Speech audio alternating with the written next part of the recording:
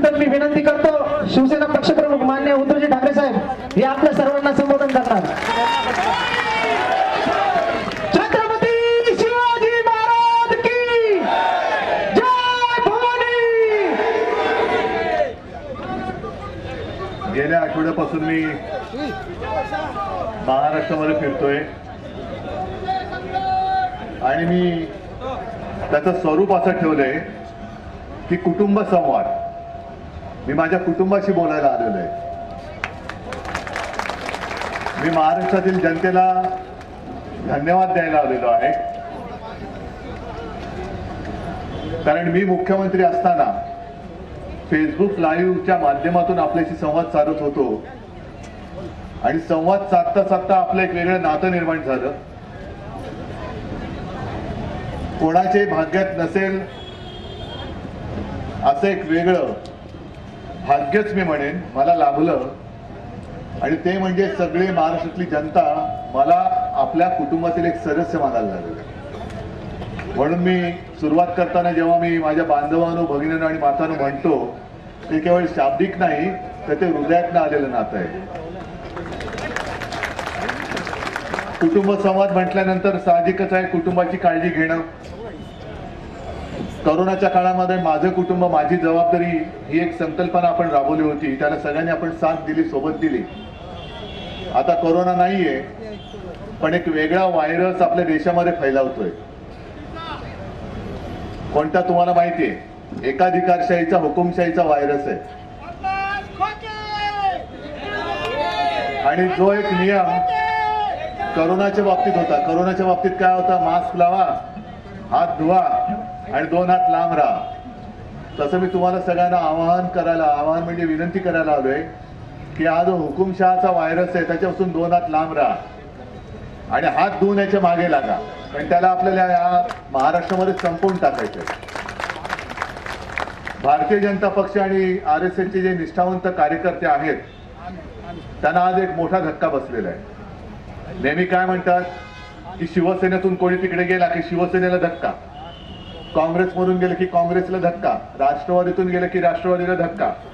पण हे धक्के खरे भारतीय जनता पक्षाच्या निष्ठावंत कार्यकर्त्यांना बसत असतात, कारण ज्यांच्या विरुद्ध लढले, ज्यांचं संजय राऊत यांनी आता सांगितलं काय काय आरोप केले होते, भ्रष्टाचारी म्हणून आरोप केले।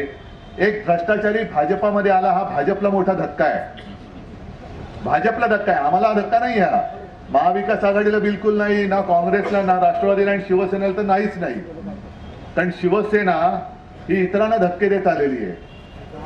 शिवसेनेला आता धक्क्याची तशी सवय झालेली आहे, असे अनेक आले आणि अनेक गेले, पण प्रत्येक वेळेला नवीन पालवी, नवीन जसे कोंब फुटावे तशी पुन्हा शिवसेनेचा जो वृक्ष आहे तो हिरवागार होऊन जातो, हिरवागार। आणि जसा एक निसर्गाचा नियम आहे, निसर्गाच्या नियमाप्रमाणे पानगळी असतेच आणि सडलेली पानं ही झडलीच पाहिजेत। जी पानं सडलेत ती झडलीच पाहिजे, ती सडलेली पानं झडतायत, नवीन पानं, नवीन धुमारे फुटलेले आहेत शिवसेनेला। आता येताना मी बघत होतो भाजपच्या नेत्यांची काय त्रेधा तिरपीट उडते प्रेसच्या समोर।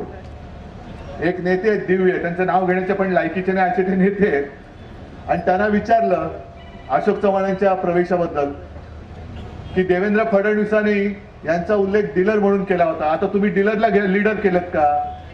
मग असं करता करता आदर्शबद्दल विचारलं, मग ते सांगतात मी तुला नाही उत्तर देणार। अरे तुला उत्तर देणार नाही म्हणजे काय? जनता तुम्हाला विचारते की तुम्ही जे काय सांगितलं होतं की भ्रष्टाचारांना स्थान नाही, मला आता मोदीजींना विचारायचं आणि मी विचारतोय तुमच्या समोर या माध्यमांच्या बरोबरीने किंवा त्यांच्या माध्यमातून की मोदीजी, तुम्ही जे सगळीकडे एक डांगोरा पिटतात मोदी गॅरंटी, मोदी गॅरंटी, हीच मोदी गॅरंटी आहे का की आम्ही भ्रष्टाचाराचे आरोप करू? तुम्ही किती मोठा भ्रष्टाचार करा, पण भाजपात आल्यानंतर तुम्हाला ताबडतोब राज्यसभा मिळेल, उपमुख्यमंत्रीपद मिळेल, मुख्यमंत्रीपद मिळेल, ईडी, इन्कम टॅक्स, सीबीआय तुमच्याकडे येणार नाही, ही मोदी गॅरंटी आहे, ही मोदी गॅरंटी। मग माझ्या शेतकऱ्याला गॅरंटी कोण देणार? माझा जो शेतकरी आहे, मी ग्रामीण भागात फिरतोय, शेतकऱ्याची त्रेधा तिरपेट म्हणजे काय संपूर्ण आक्रोश आहे। मधल्या काळामध्ये मी जेव्हा शेतकऱ्याच्या बांधावर गेलो होतो संपूर्ण पिकं सुकून गेली होती, आणि तेव्हा शेतकऱ्याने मला विचारलं की उद्धवजी आम्ही खायचं काय?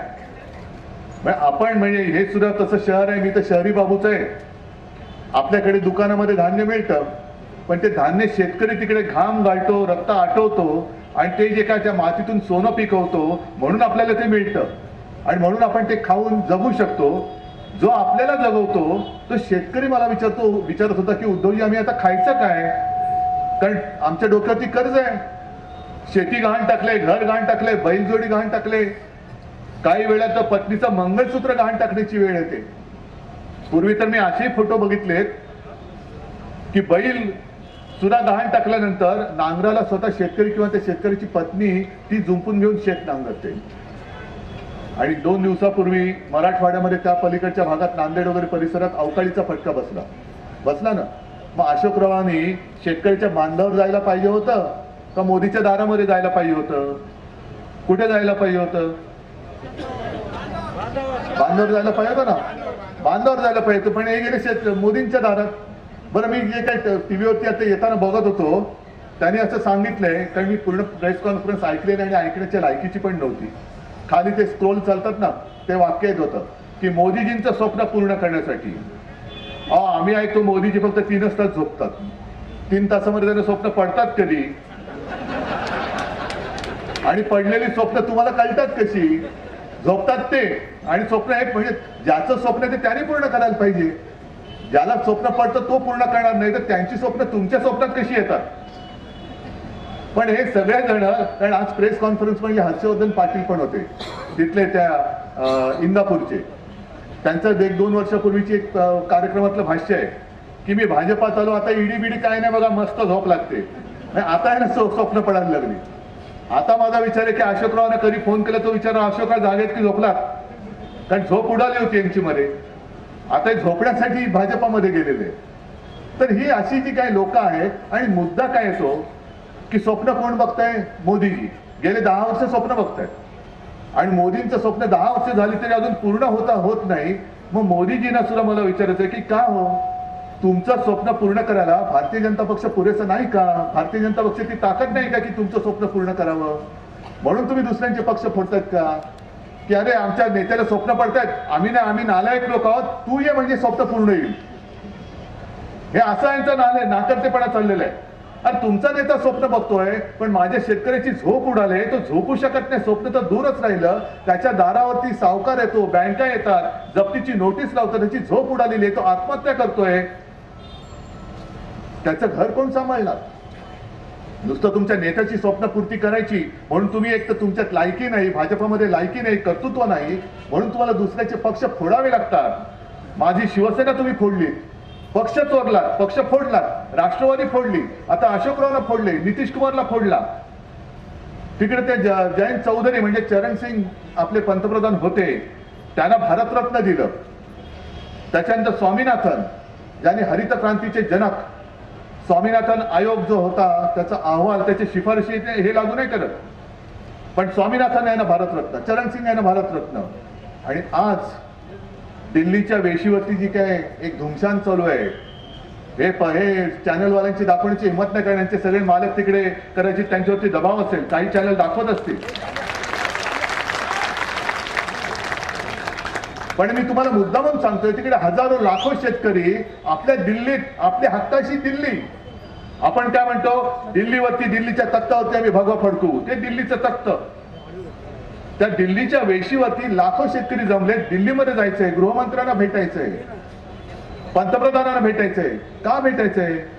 तर स्वामीनाथन आयोगाच्या शिफारशी लागू करा, आम्हाला हमी भाव द्या, आमचं कर्ज माफ करा, आणखीन त्यांच्या ज्या काय असते दिवसा आम्हाला वीज द्या. या सगळ्या मागण्या घेऊन शेतकरी दिल्लीत जात आहेत. आपल्या हक्काच्या, ज्यांच्या मतावरती मोदीजी तुम्ही पंतप्रधान झाला, ज्यांची मतं मागायला तुम्ही मेरे प्यारे देशवासी म्हणून त्यांच्या राज्यात जाता, कधी कधी शेतकऱ्याच्या घरात येतात, मग त्यांच्याबरोबर जेवतात, पण तो शेतकरी तो तुमच्या घरात आलेला तुम्हाला नाही चालत. आज संपूर्णपणे दिल्लीच्या वेशीवरती सैन्यच जणू काही उभं केलेलं आहे. म्हणजे ज्या सैन्याने आपल्या देशाचं रक्षण चीन पासून करायचं, पाकिस्तान पासून करायचं, ते सगळे सैनिक याच शेतकऱ्यांची मुलं आहेत. ही ज्या शेतकऱ्यांना तुम्ही अडवते त्यांचीच मुलं ही पोलीस आणि सैनिक आहेत, आणि त्यांनाच त्यांच्या आई वडिलांना रोखायला तिकडे पाठवता तुम्ही. मग खेडे काय पसरले, तारेचं कुंपण काय घातलंय, मोठ्या भिंती काय तिकडे उभा केल्या आहेत, बॅरिकेड्स उभा केलेले आहेत, अश्रुधूर तिकडे फोडला जातोय. अश्रुधूर पण अश्रुधुराची नळकांडी म्हणजे ज्या शेतकऱ्याला सगळ्या परिस्थितीमध्ये त्याच्या डोळ्याला अश्रूच्या धारा लागल्यात, आणखीन त्याच्यावरती अश्रुधुराचा मारा करतोय. हे असं राज्य तुम्हाला पाहिजे, परत पाहिजे? हे मोदींचं स्वप्न, शेतकऱ्यांवरती अत्याचार करणं हे मोदींचं स्वप्न. हा माझा विकसित भारत, ज्याचा हक्क माझ्या भारतावरती आहे, त्या माझ्या शेतकऱ्यावरती तुम्ही लाठ्या चालवता, अश्रुधूर मारता, फोडता, कदाचित गोळीबार सुद्धा करतील. पण आता सर्व शेतकऱ्यांनी, म्हणजे केवळ महाराष्ट्रातल्या नाही तर देशातल्या सर्व शेतकऱ्यांनी एक होऊन शेतकरी म्हणून यांना ज्या मातीत तुम्ही सोनं पिकवता त्या मातीत यांना गाडण्यासाठी शेतकऱ्यांनी शेतकरी म्हणून एकत्र येण्याची गरज आहे. यांना दाखवलं पाहिजे, अरे त्या मातीतनं जे काही सोनं उगवतं त्याच्यासाठी मी राबतोय, मी म्हणजे शेतकरी. नांगरणी करावी लागते, पेरणी करावी लागते, डोळ्यात तेल घालून संपूर्ण काळजी घ्यावी लागते, म्हणून तुम्ही तुमचे सगळे जे काही सोचले ते पुरवता. 80 कोटी लोकांना फुकट धान्य, कोण पिकवतं ते धान्य? मोदी नाही पिकवत त्यांच्या पर्सामध्ये. मोदींच्या बागेतलं अन्न जे आहे ते देशातल्या 80 कोटी कुटुंबांना नाही फुकट दिलं जात. हे शेतकरी जे पिकवतात धान्य ते तिकडे दिलं जातं, आणि त्या शेतकऱ्यांच्या मागण्या तुमच्यामध्ये एवढी माणुसकी आता शिल्लक नाही राहिली की कोणीतरी जाऊन त्याला भेटायला पाहिजे. देशाचे गृहमंत्री आहेत अमित शहा, आमच्या राज्याचे आहेत देवेंद्र फडणवीस, त्यांचं कोणत्या शब्दात वर्णन करावं तेच मला कळत नाही. कारण फडतूस बोलून झालं, कलंक बोलून झालं, काय नालायक बोलून झालं, काय फरकच पडत नाही, काहीच फरक पडत नाही. म्हणजे आता ते एवढं असे झालं, बेगुमानपणाने वागतायत, निर्लज्जम सदा चुकी. बरं, आता ज्या अशोक चव्हाणांवरती आरोप केले त्यांच्याच मांडीला लावून त्यांचं स्वागत करतायत. मी मगाच्या सभेत बोललो की त्यांची परिस्थिती आता मला नाही आबरू, मी कशाला घाबरू अशी झालेली आहे. मला आबरूच नाही, मी कशाला घाबरू? तुम्हाला कोण तुम्ही? अरे मी असाच आहे. तुम्ही काय बोलाल आणखीन बोलून बोलून? बोला, मला काही फरक पडत नाही. एवढा निर्लज्ज असतो तोच सरा सुखी असतो. काही मुख्यमंत्र्याचा पाव उपमुख्यमंत्री केला तरी आनंदात आहे.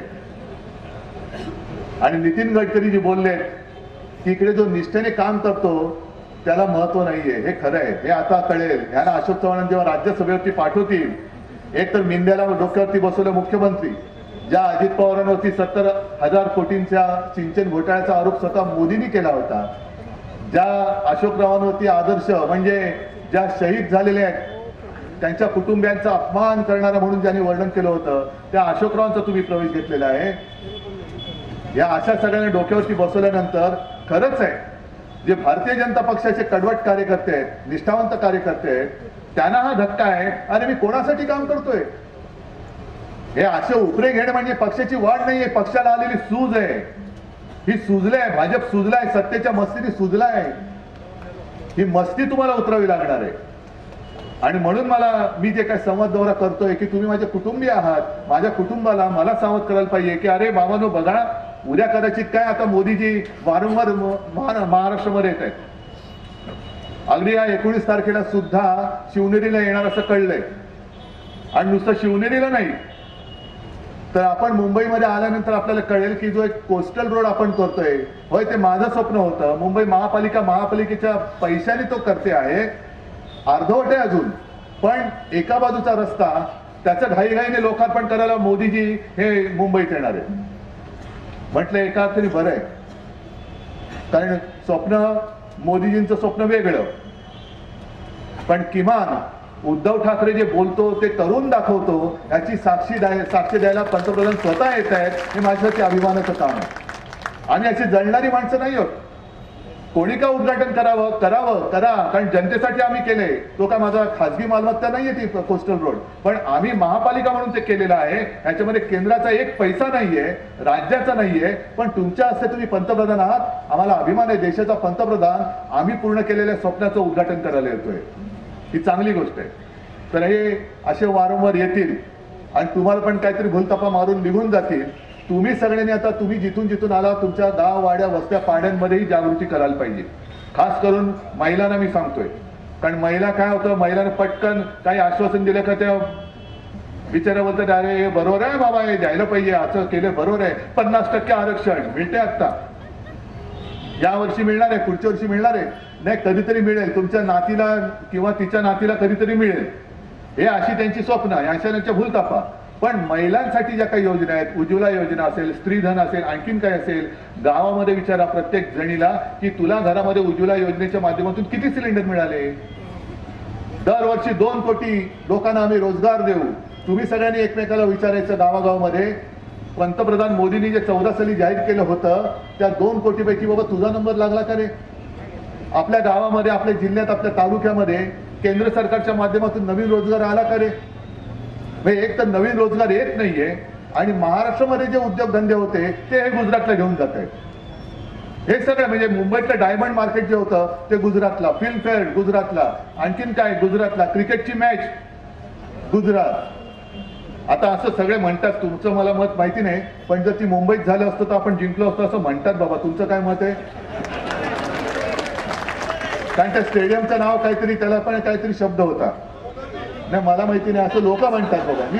बघा मी मन की बात नाही करत, मी जन की बात ऐकतो. त्याच्यामुळे तुम्ही काय सांगता ते मी ऐकतो, त्याच्यामुळे तुम्ही काय म्हणता ते मी ऐकणार. असं जन की बात आहे, हे सगळ्यांनी लक्षात ठेवा.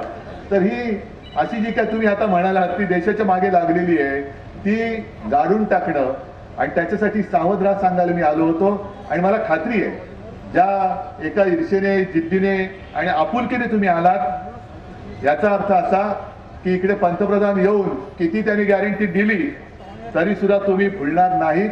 आणि एक आपल्यातला गद्दार खासदार तिकडे गेला, जाऊ दे. जेवढे गद्दार किंवा आणखीन जेवढे घाबरट असतील, पळपुटे असतील, भेकड असतील, त्यांनी अजूनही त्या फाकड जनता पार्टीत जावं. जरूर जा, भ्रष्ट जनता पार्टीमध्ये जरूर जा. कारण मला इकडे पाहिजे फक्त निष्ठावंत आणि शिवरायाचं नाव घेणारे, अभिमानाने नाव घेणारे मर्द मावळे पाहिजे. आणि सगळे मर्द मावळे माझ्यासोबत आहेत. तोपर्यंत मला यांच्या आव्हानाची अजिबात पर्वा नाही. आणि आता तर मी तुमच्यासाठी मैदानात उतरलेलो आहे. मला काय व्हायचं म्हणून मी नाही उतरलो, मी तुमच्यासाठी उतरलेलो आहे, महाराष्ट्रासाठी उतरलेलो आहे. आणि होय म्हटलं तर देशासाठी उतरलेलो आहे.